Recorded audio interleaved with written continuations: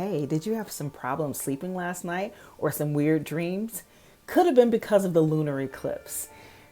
If you're not aware, we just recently went through a lunar eclipse, and I want to give you 7 cool facts about lunar eclipses, particularly from a human design standpoint. So, first off, when you have a lunar eclipse, that means that the moon and the sun are in opposite gates across the wheel, which means for this particular eclipse, the sun is in gate 17 and the moon was in gate 18. So they are across the wheel from each other, and they are considered like, poles or opposites to one another.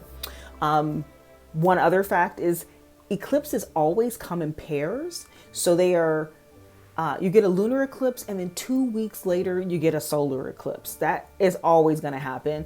On a rare occasion, you will get 3 of them, but typically it's the two. It's always the pairs.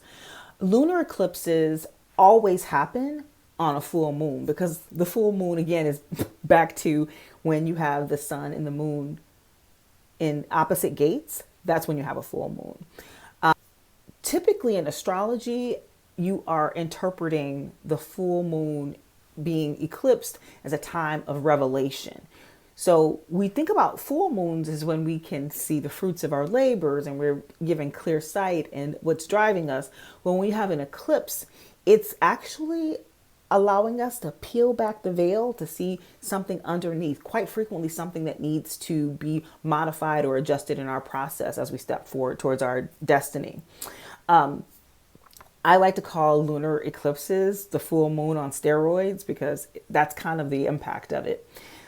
One other fun fact is, in India, it's commonly believed that you should not sleep during lunar eclipses, as it can bring bad dreams.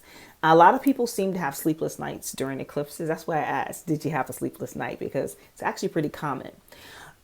Eclipses tend to impact a family of signs. So in particular, the moon was in Libra this last eclipse, which means all of the cardinal signs would be involved. So the cardinal signs being Capricorn, Libra, Cancer, and Aries. And finally, lunar eclipses actually, or the eclipse seasons, will happen every 6 months or so. It's kind of like 5.5 months or so. And it's always representative of endings and beginnings. And if you look at them over the course of like 18 months or so, you'll actually see a pattern and kind of a story being told. So that's everything I could think of to talk about with eclipses. If you have any questions, post them below, and I can definitely help you out with that. Please like, follow, and share. Peace.